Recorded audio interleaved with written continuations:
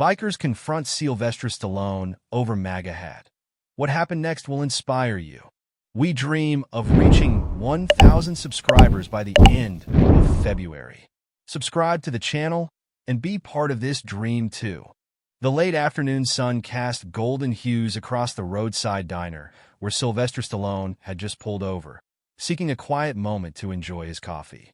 Dressed in a casual leather jacket and jeans, the Hollywood legend exuded an effortless charisma, but it was the bold red MAGA hat on his head that drew immediate attention. Stallone, known for his resilience both on and off the screen, had never been one to shy away from his beliefs. Yet he wasn't looking for trouble. He simply wanted a peaceful break before heading back to Los Angeles. The air smelled of fresh brewed coffee and grilled burgers, a typical all-American roadside stop. But the atmosphere inside the diner thickened the moment a group of burly bikers stormed in, their steel-toed boots stomping against the tile floor like rolling thunder. Their leather vests were adorned with patches of various insignias, some bearing skulls, others the names of outlaw motorcycle clubs. All eyes turned toward Stallone as they sneered at the cap resting on his head. At first, Stallone barely acknowledged them. He had been in situations where intimidation was the language of the moment. But this time, it wasn't a movie scene. There was no script, no cameras, and no director calling the shots. One of the bikers, a broad-shouldered man with a graying beard and tattoos crawling up his arms, pulled out a chair across from him without invitation, slamming his fist on the table with a smirk. "You sure you want to wear that around here, old man?" he growled, his voice dripping with provocation. Stallone took a measured sip of his coffee, unfazed, his calm demeanor only fueling the tension. The other bikers, 6 in total, surrounded the booth, their leather-clad forms blocking the view of the rest of the diner. The waitress hesitated before approaching, sensing the shift in energy, her fingers tightening around the tray she carried. The leader of the pack leaned in, eyes dark with amusement. "You think that hat makes you tough? Or maybe you think your Hollywood name means something out here?" His words carried the weight of challenge, daring Stallone to react. The action star set his cup down, his expression unreadable. He had spent his life portraying warriors, fighters, and underdogs, characters who never backed down. But in real life, he understood that true strength wasn't always about throwing punches. He finally looked up, his deep-set eyes locking onto the biker's glare, and with a voice as steady as a mountain, he answered, "It's just a hat. But it seems to be bothering you more than it does me." A murmur rippled through the diner. A few onlookers leaned in, sensing an impending storm. Before the biker could respond, a young boy, no older than 10, stepped away from his booth nearby, gripping a well-worn Rocky DVD in his small hands. His eyes gleamed with admiration as he approached cautiously. "Mr. Stallone," he said softly, his voice laced with awe, "could you sign this for me?" The room went silent. The bikers exchanged glances, their hostility momentarily interrupted. Stallone smiled gently, reaching for the DVD with careful hands. As he took out a pen, the air in the diner shifted. The tension remained, but something else flickered beneath it. The undeniable power of legacy, respect, and the unexpected way a simple moment could shift the course of events. The young boy stood with wide, hopeful eyes as Stallone uncapped his pen, his fingers steady despite the tension that thickened the air. He flipped the worn Rocky DVD case over, finding the perfect spot to sign. His handwriting was bold, confident, a reflection of decades spent embodying the spirit of perseverance and grit. "Here you go, champ," he said, handing it back with a smile.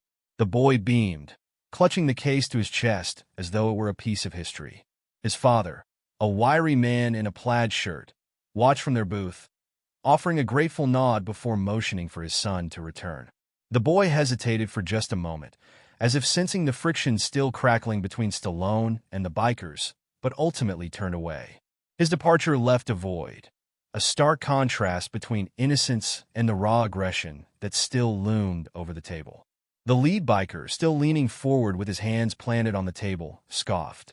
"Touching moment," he muttered, his lip curling. "But that doesn't change the fact that you're wearing that damn hat in the wrong place." His fingers drummed against the table, his muscles taut with barely restrained hostility.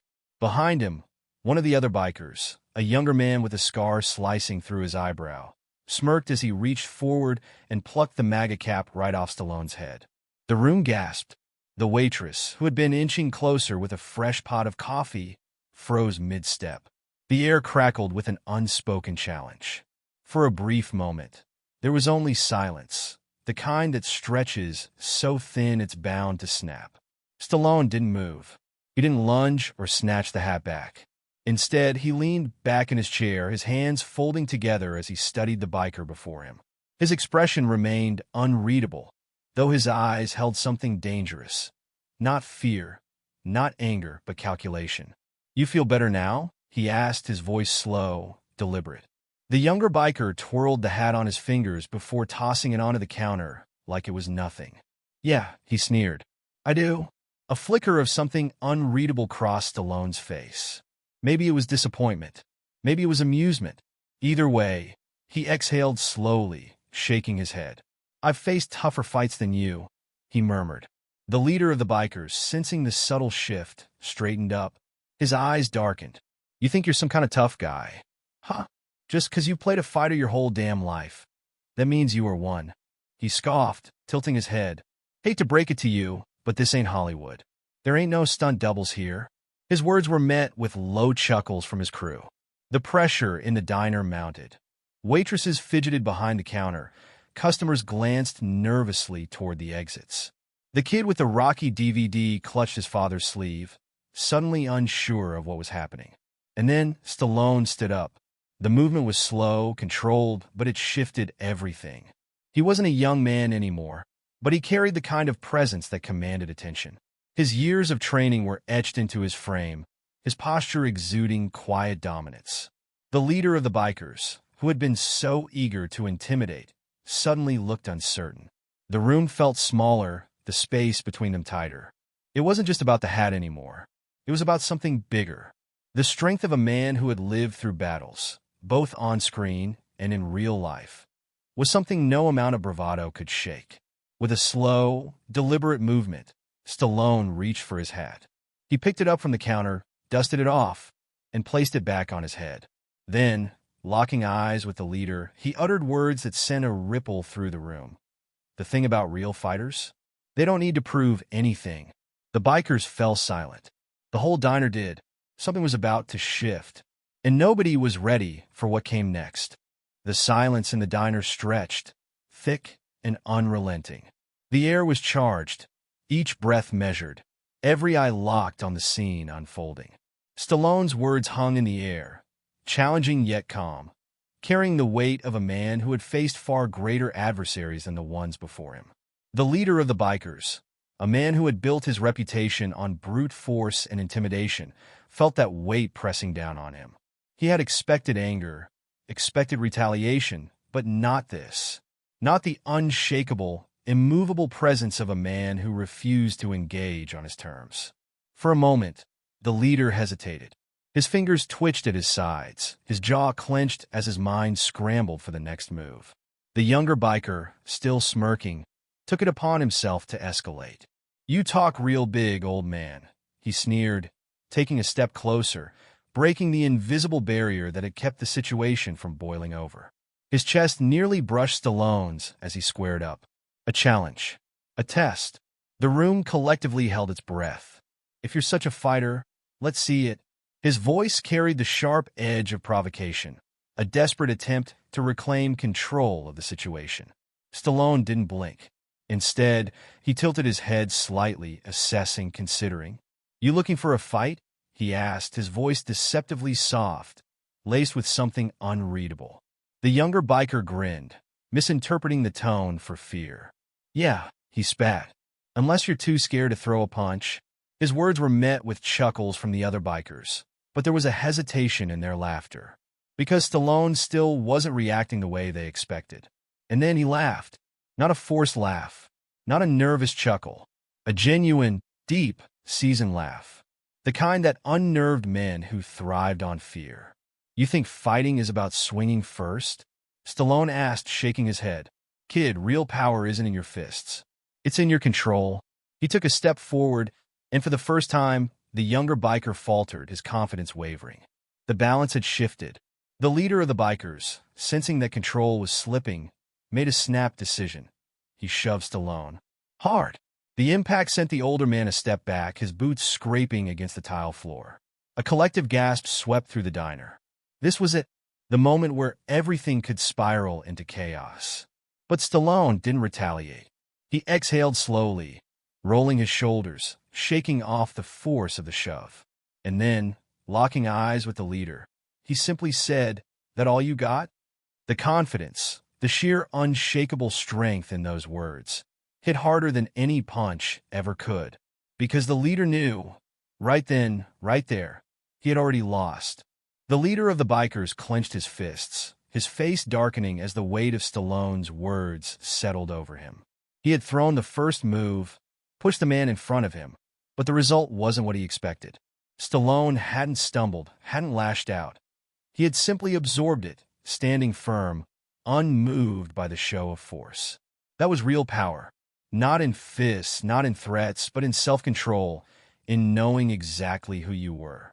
The bikers had tried to provoke him, to corner him into a fight.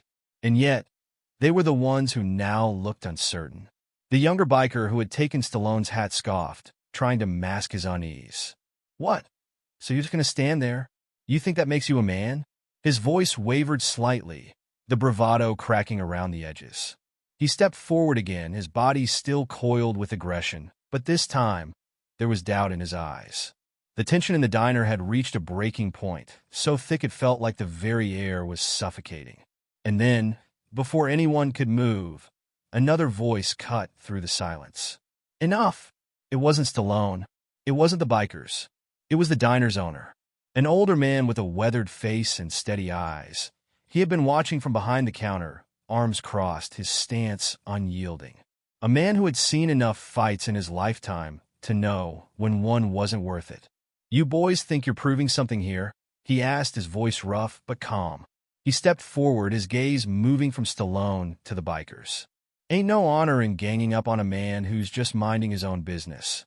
The bikers stiffened. The leader, who had been itching to reclaim control of the situation, turned to the owner, irritation flashing across his face. "Stay out of this, old man." But the owner didn't back down. Instead, he pointed to the younger biker, the one who had stolen Stallone's hat. "I know who you are, boy," he said, his voice unwavering. "Your father used to come in here. He was a good man. You wouldn't be proud of what you're doing right now." The younger biker visibly tensed, his jaw tightening, a crack in his armor. His bravado had been built on intimidation, on proving something, but the words hit deeper than any shove or punch ever could. He knew the owner was right. He wasn't proud of himself. He had just gotten caught up in the moment, fueled by the energy of his crew, by the rush of confrontation. Stallone, still calm, observed the shift. He saw it, the hesitation, the conflict. And instead of pressing it, instead of making it worse, he did something unexpected. He extended his hand, a gesture of peace, of understanding, of something bigger than ego. "You don't have to prove anything to me, kid," he said. "Or to anyone else?" The diner was dead silent. The younger biker stared at the outstretched hand. Everything in him warred against it, against backing down, against losing face. But deep down, he knew that accepting it wasn't about weakness. It was about strength, real strength.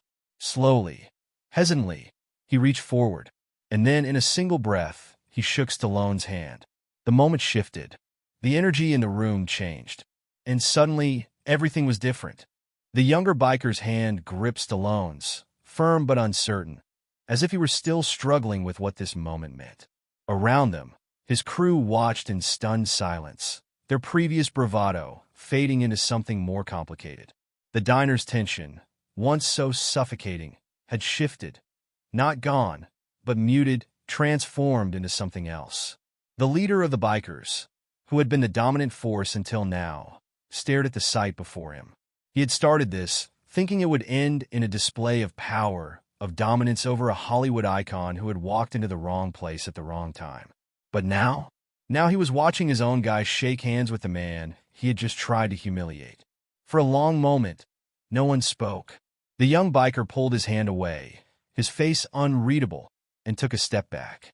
His eyes flickered to the diner's owner, then back to Stallone. The words seemed to stick in his throat, but eventually he muttered, "I don't know why I did that." Stallone, ever steady, simply nodded. "Because you're bigger than this." That one sentence hit like a hammer, heavy with meaning, leaving no room for excuses. It wasn't about politics. It wasn't about proving anything. It was about choice, about realizing in real time the kind of man you wanted to be. And for the first time that night, the younger biker didn't have a comeback.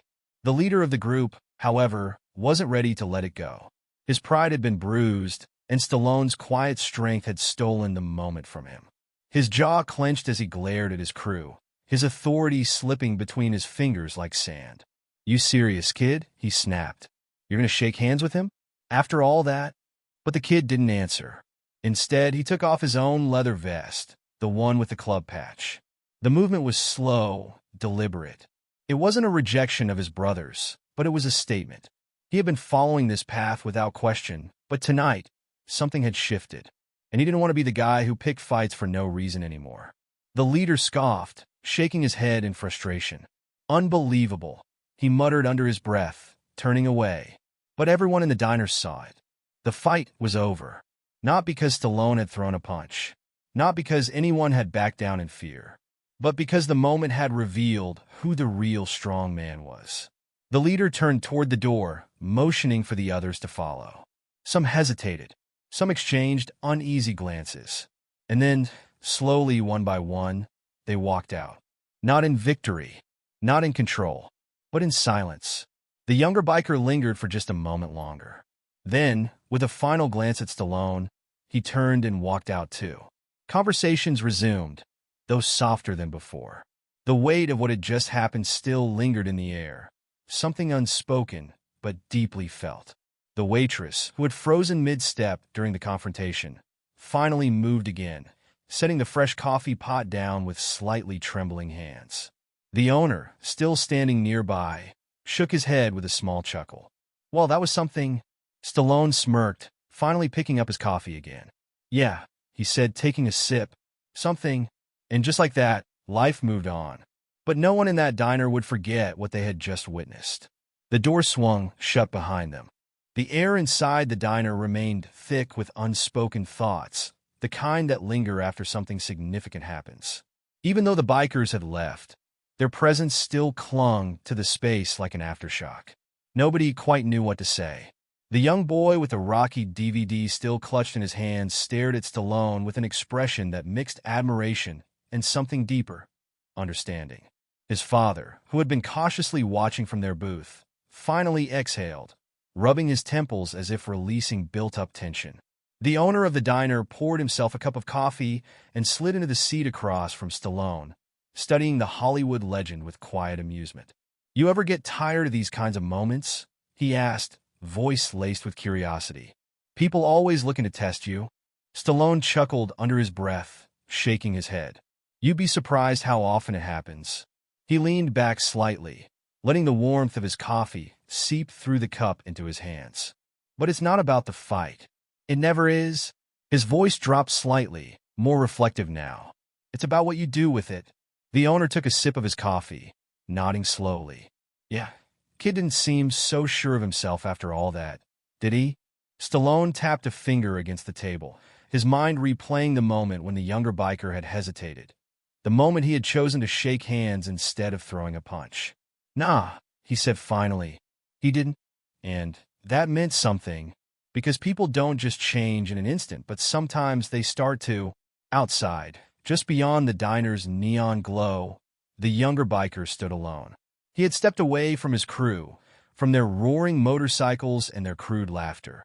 His head lowered, as if the weight of what had happened was finally sinking in. The night air was crisp, but it did little to cool the heat rising in his chest.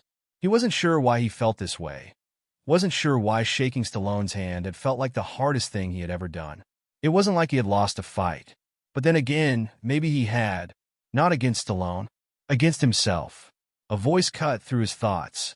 "You don't have to follow them, you know?" He turned sharply, expecting to see one of his crew. But instead, it was the diner's owner, standing by the door, arms crossed. His expression wasn't judgmental, just knowing. The younger biker frowned. "They're my brothers," he muttered, though the conviction in his words wasn't as strong as before.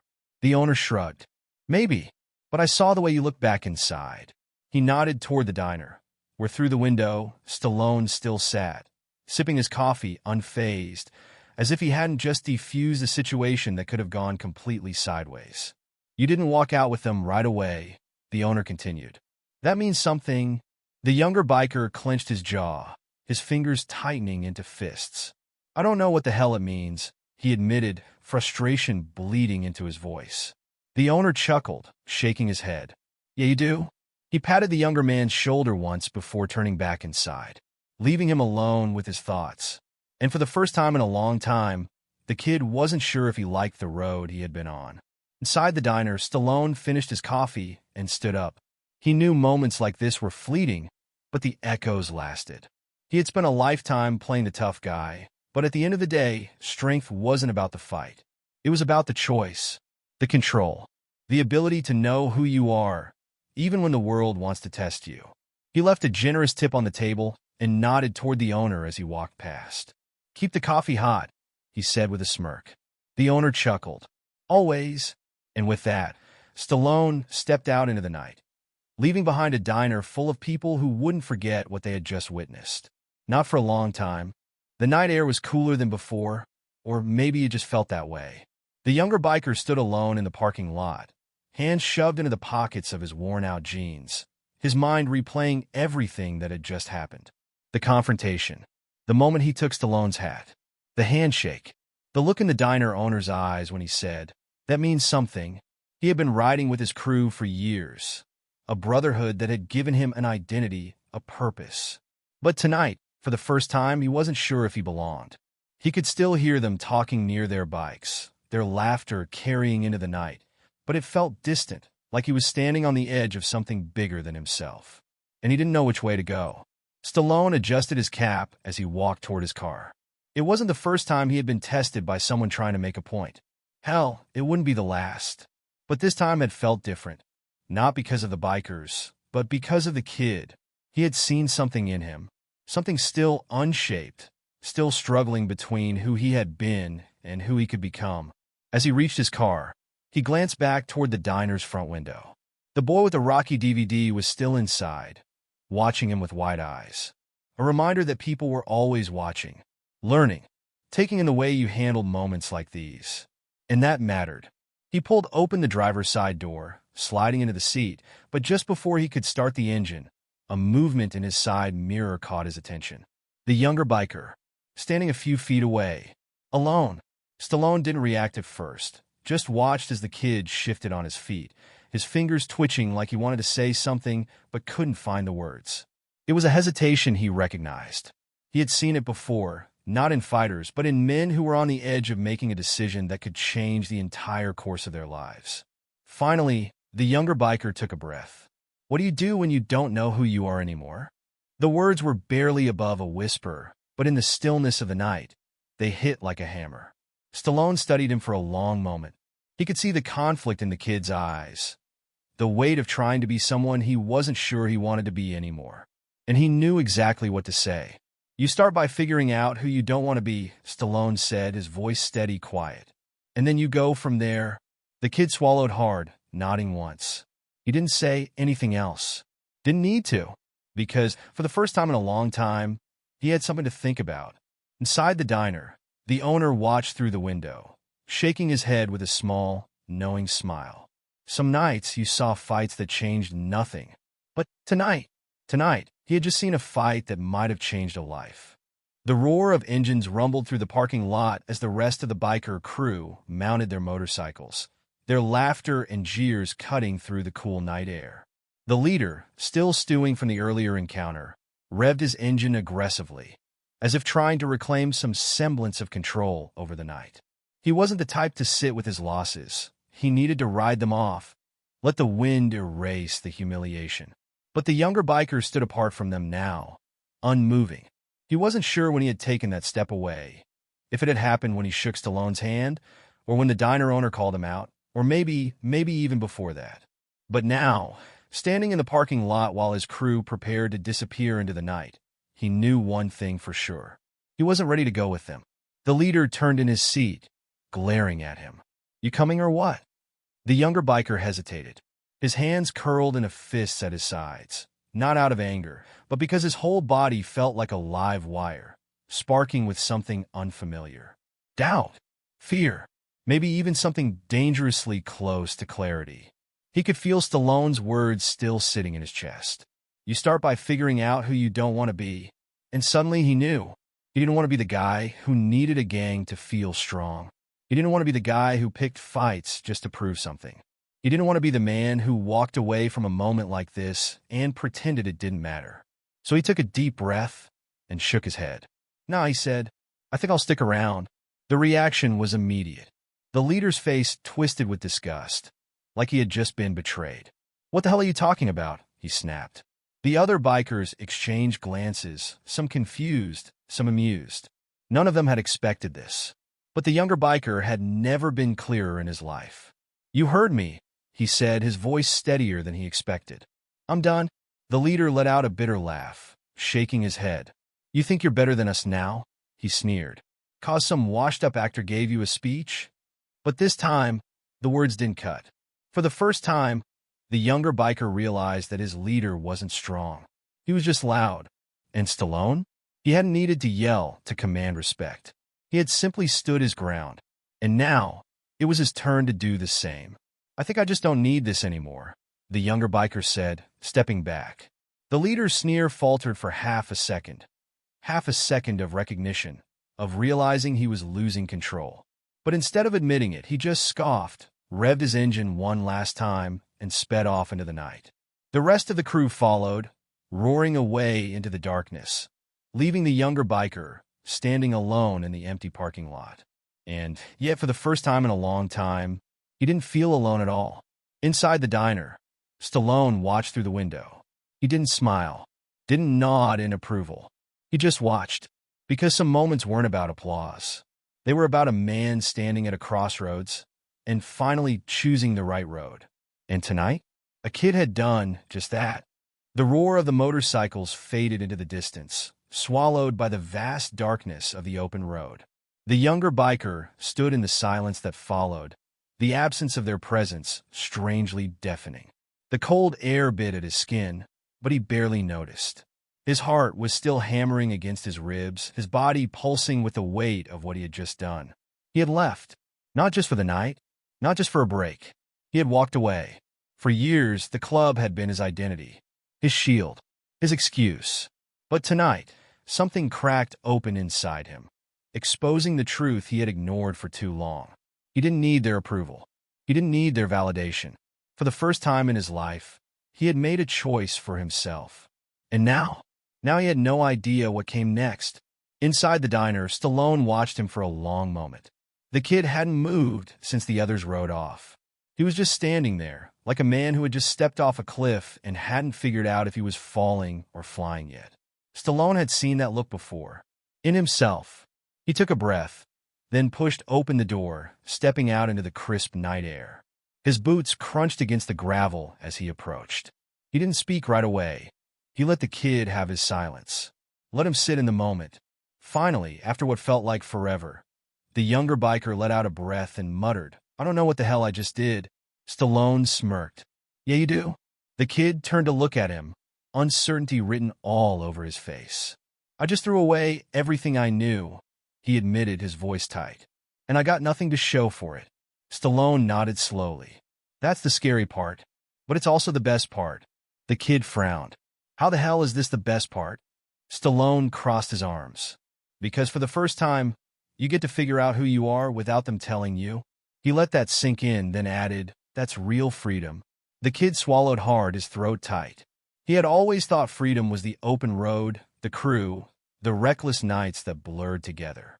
But now, standing here, he realized he had never been free at all.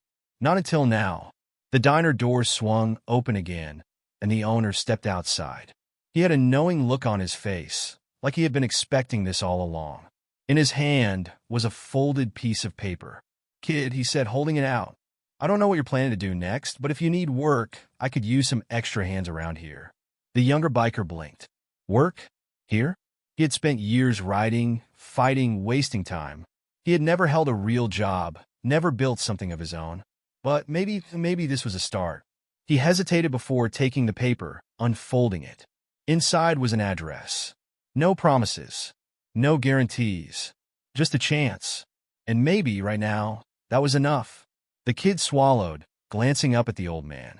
"Why are you giving me this?" The owner smirked. "Because I've been in your shoes before." Stallone clapped a hand on the kid's shoulder. "So, what's it gonna be?" The younger biker looked down at the address again. And for the first time in his life, he had an answer. The paper felt heavier in his hands than it should have. Just a few words, an address, a simple offer. But to the younger biker, it felt like the weight of something bigger, something he had never let himself believe was possible. A fresh start. He turned the slip of paper over between his fingers, his thoughts racing. Could he even do this? Could he walk into a normal life after everything? The club had been his identity for so long that he wasn't sure who he was without it. He exhaled sharply, folding the paper and stuffing it into his jacket pocket. "I'll think about it," he muttered. The diner owner gave him a small, knowing nod. "That's all I'm asking." Stallone watched him closely, his expression unreadable. He had seen men stand at this kind of crossroad before. Some took the new road. Some went right back to the one that had wrecked them. The kid had made his choice tonight. But would he follow through? The next morning, the sun was already burning through the early haze when the younger biker pulled up to the address on the paper. He had thought about it all night. Leaving the crew felt like cutting off a limb, but the idea of staying? Of waking up in another few years with nothing but regrets and a reputation that meant nothing? That scared him more. The building in front of him was small, old but sturdy. A workshop, a garage, the kind of place where things got fixed. He hesitated at the door, his heart pounding. This wasn't a bar fight, wasn't a test of strength. This was the first real battle of his life. Taking a deep breath, he stepped inside. The owner was waiting for him. No speech, no welcome party, just a nod toward the tools. "You know anything about fixing cars?" The younger biker scoffed. "I know how to ride one." The owner smirked. "Close enough. You're learning today." And just like that, the work began. The hours passed in sweat, in grease, in frustration. For the first time in years, he was doing something real. Something that didn't involve proving himself through fights or loyalty to a crew that would replace him the second he fell behind. He wasn't just fixing engines. He was fixing himself. As the sun began to set, the younger biker leaned against the garage wall, wiping the grease from his hands. He was exhausted. But for the first time in a long time, he wasn't empty. The diner owner tossed him the cold soda. Not bad for a first day. The younger biker cracked it open, taking a long sip before looking out at the road stretching beyond the garage. For the first time, it didn't feel like an escape. It felt like a beginning. The scent of motor oil and metal clung to his clothes, the kind of smell that told you you'd done a hard day's work. His hands ached from hours of gripping tools, but the pain felt different from what he was used to. It wasn't from throwing punches. It wasn't from reckless nights on the road. It was from building something.